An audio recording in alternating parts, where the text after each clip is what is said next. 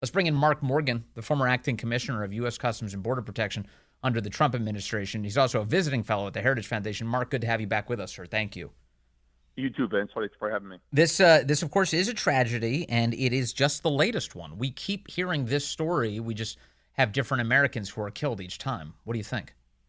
Vince, that's exactly right. And look, you're one of the few kind of hosts that are actually putting that together. And first of all, I don't mind, real quick, yes, I agree. President Biden, Secretary Mayorkas, who is his accomplice, they actually absolutely should be held accountable.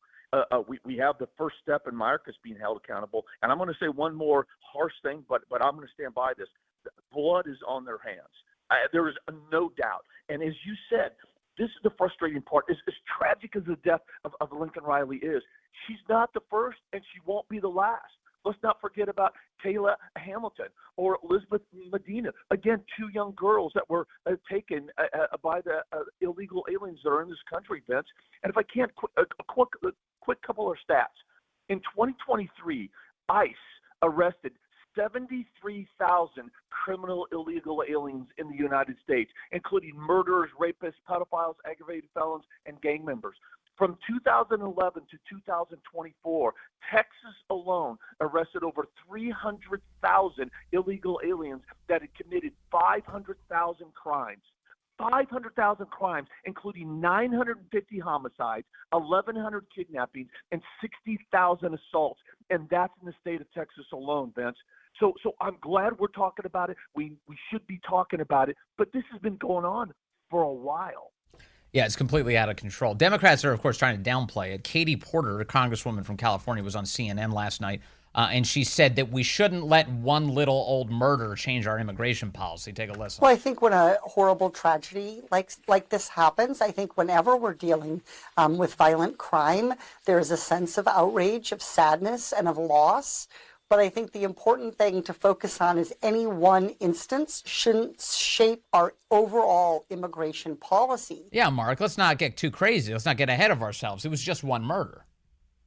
Exactly. And here's the issue. I mean, so besides the stats I just rattled off, here's what's incredible about this. It's not one. That's what we're talking about right now. I mean, every single day. And, by the way, in the past 36 months, CBP, Customs and Border Protection, they've apprehended well over 70,000 criminals at our border, including murderers, rapists, pedophiles, aggravated felons, and thousands of gang members. Again, that's who we've apprehended. Yes. Now, the same time period, there have been 1.9 million known gotaways. So that representative, she's out of her mind. She's lying to the American people. She's lying to herself. 1.9 million known gotaways. We could have tens of thousands, if not hundreds of thousands, of gang members and criminals that now call the United States home because of this administration's open border policy. And we just found out in the last 24 hours, it was just over a week ago, that we had several police officers shot in Washington, D.C. A man barricades himself inside of a home in D.C., keeps firing out of the building indiscriminately over the course of some 13 hours or so, and they finally get him out of the house. Just found out this week that man is also an illegal immigrant. And so these are things that would not have happened were they not allowed to be here in the first place. That's right. Look, all crime is not preventable, but I know one type of crime that's preventable. That's done by illegal aliens that never should have been in the country in the first place. And with Laken Riley, look, there's multiple failures, and I think this is why it's gaining so much attention, right? It's because obviously the tragic loss of life, but that there were multiple failures that could have prevented it. First, he enters illegally from Venezuela, and then at the stroke of Mayorkas' direction, his pen, they unlawfully paroled him into the United States, Vince. Then he goes to New York, and then this is where the second element of failure comes in, sanctuary cities. He commits another crime in New York, engagement of a child, and before ICE even knows about it to be able to put a detainer, they release him because NYPD is prohibited from actually working with their federal partners. But here's the kicker. Even if ICE had known and they put a detainer, NYPD wouldn't have honored it because, again, they're prohibited from doing so. Yes. He still would have been released to travel to Georgia to be with his brother who's in the country illegally and allegedly kill Laken Riley. That's right. And that's because New York City, like so many other major Democrat-run cities, is a sanctuary city. Mayor Eric Adams, for the first time in his time as a mayor of New York City, seemed to indicate that it's time for at least some component of that to change.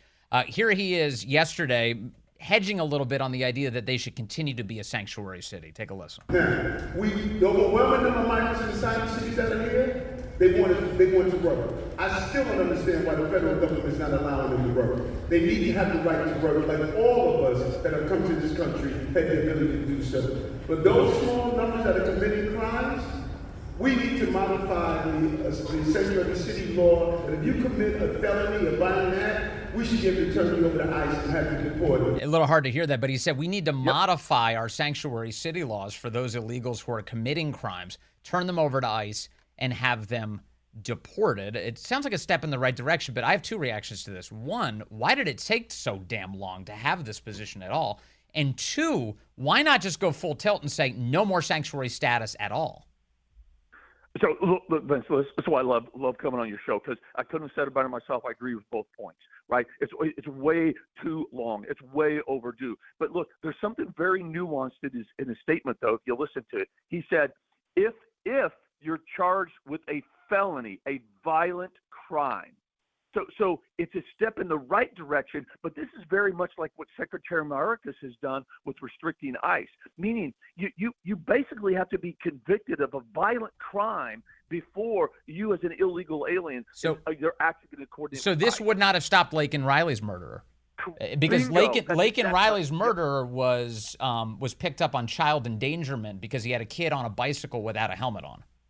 Correct. That was not a violent felony. And so what Mayor Adams is saying about Vince right now, that's my point. You nailed it, is that would not have changed the thing. Laken Riley still would have been killed because he still would have been released, even with what the small modification Mayor Adams is talking about. So I just want to take people back in time. So you have it on the city side where they declare themselves a sanctuary city. But on the federal side, the current president of the United States back in 2020 said that illegal immigrants who are arrested anywhere in the country should not be turned over to ICE. Here's what he said. Vice President Biden, you opposed sanctuary cities as a presidential candidate in 2007. Where do you stand now? Should undocumented immigrants arrested by local police be turned over to immigration officials? No. No. So the position of the federal government's leader is that illegal immigrants should not be taken into custody by the federal immigration law enforcement. Vince, I'm so glad you brought this up from the archives. A lot of people have forgotten about this, but myself and some other colleagues like Derek Monks and Tom Holman and some others, that's what we've been saying for a long time. The Biden administration has created a sanctuary country. And right now, even in a congressional testimony, Secretary Mayorkas finally admitted, because he had to, they're releasing right now approximately 85% of those that were encountering our border. They're being released, never to be heard from again. So we have created in the past 3 years, make no mistake, we are living in a sanctuary city. Country, sorry. Yeah, no, it's a great line. I as soon as you said it, that's one of those things where I was like, that's so smart. It is true. They've turned us into a sanctuary country, and this is the end result of that, where we get all this chaos in our country. Biden, for his part, is claiming that he wants to fix all of it now. They went. How did you react to all of this, Mark? I mean, you've got for 3 years now, Biden, Mayorkas. They keep saying that the border is secure. And then just a couple of weeks ago, for the very first time, Joe Biden, Alejandro Mayorkas, everybody, the media even, in unison, all moving together saying, well, now it's a crisis and now it's Trump's fault. Yep, exactly. Look, I was born at night, but not last night. And I think the majority of the American people see this, Spence, as what it is. We're in the throes of the final few months of an election year. There's no intellectually honest person that can deny the undeniable chaos and lawlessness of border. So now you're right, after 3 years of denying. How many times have we seen Secretary Mayorkas, when asked directly, is this a crisis? He refuses to admit it's a crisis. And like you said, just a couple of weeks ago, he finally did. But here's the key. So they finally admitted a crisis, but then what's the second part of that statement, that sentence? Immediately started blaming two entities. One, Donald Trump, and two, the Republicans, because they wouldn't push forward a nonsensical giveaway that they called a border security bill. When in reality, 7-8 months ago, the Republicans in the House passed H.R. 2, the strongest piece of border security legislation that's ever been passed, Vince. It went over Chuck Schumer's Senate for 8 months. He wouldn't put it on the floor. He wouldn't allow public debate. He wouldn't even allow amendments to that bill. He said, nope, we're not doing it. And then he came up with this ridiculous giveaway bill to sanctuary cities and NGOs, and no wonder it failed, and it should have. And they continue to lie to the American people about it. Yeah, they certainly do. One of the biggest components in that bill that doesn't get much discussion, though, is nationwide E-Verify. That Yes. you got to be an American citizen to work in America, or you have to be here legally to work in America. Do you think that, first of all, will that ever pass? Is that something that Republicans and Democrats can ever come together on? And in particular, do you think that there are enough Republicans who support it? I get the sense that there are plenty of Republicans who won't want to say it out loud, but they don't support E-Verify. No, I'm going to say that out loud, Vince. Again, you're spot on. That's the issue right now with respect to E-Verify. Look, there's a couple things. So illegal aliens coming to the United States, they want 5 things. They want to be able to enter illegally, be free from deportation, work illegally, send money home, and bring family members.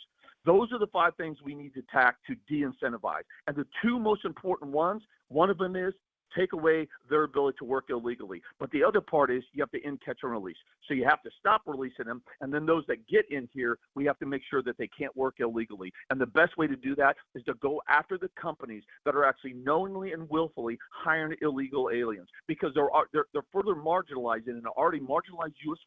workforce. They're paying substandard wages, substandard conditions, and there's a lot of Republicans out there that want that to continue because the Chamber of Commerce is footing their bill for their reelection bids. Yeah, it's a disgrace, and thank you for helping us call it out.